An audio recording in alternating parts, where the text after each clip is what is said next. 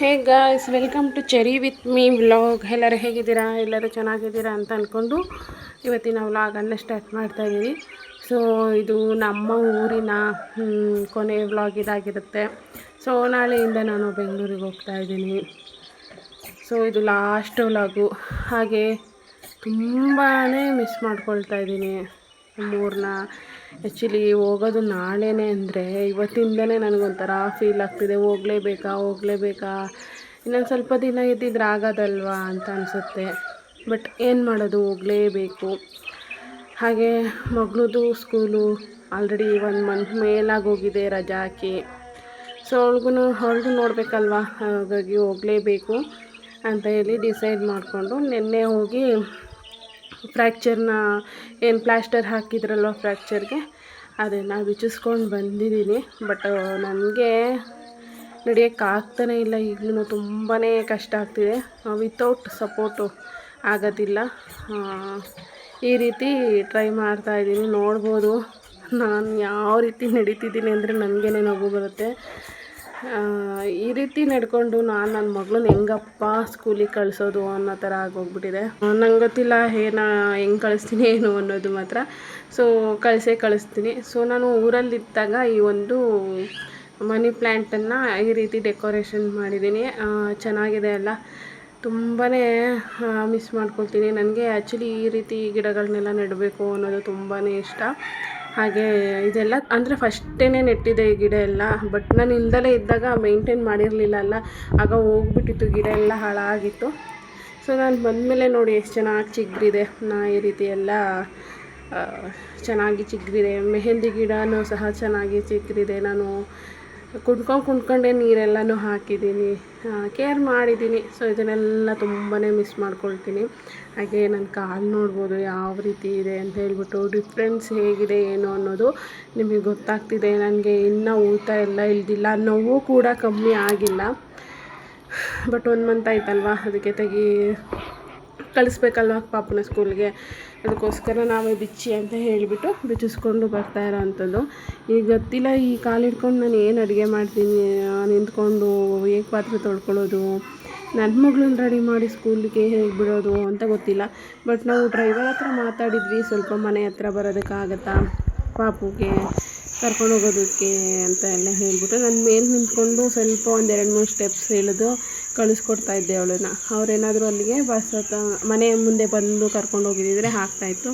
But ಅವರು ಇಲ್ಲ, ಆಗಲ್ಲ ಮೇಡಮ್, ಅದು ಎಲ್ಲರೂ ಅದೇ ರೀತಿ ಕೇಳ್ತಾರೆ ಅಂತ ಹೇಳಿದ್ರು. ಓಕೆ, ಪರವಾಗಿಲ್ಲ, ನೋಡೋಣ, ಏನಾಗುತ್ತೋ ಗೊತ್ತಿಲ್ಲ.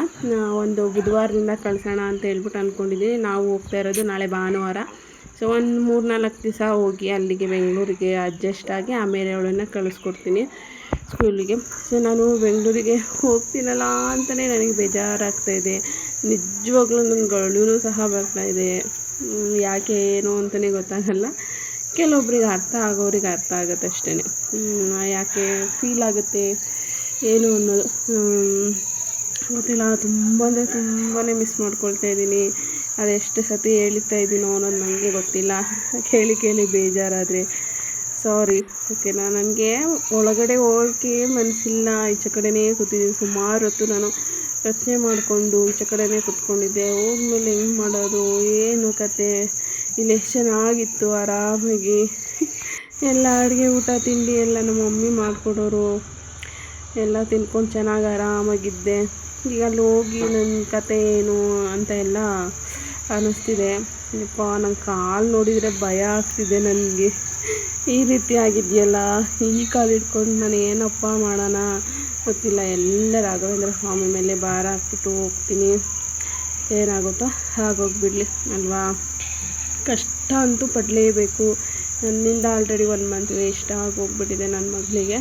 ಸೊ ಅವಳಿಗೋಸ್ಕರ ಏನೇ ಕಷ್ಟ ಬಂದರೂ ಸಹಿಸ್ಕೊಂಡು ಎಲ್ಲವನ್ನು ಮಾಡ್ಕೊಂಡು ಹೋಗ್ತೀನಿ. ಎಷ್ಟಾಗುತ್ತೋ ಅಷ್ಟು ಮನೆ ಕೆಲಸಗಳನ್ನು ಮಾಡ್ಕೊಳ್ತೀನಿ. ಟೈಮ್ ಸಿಕ್ಕಾಗೆಲ್ಲ ರೆಸ್ಟನ್ನು ಮಾಡ್ತೀನಿ.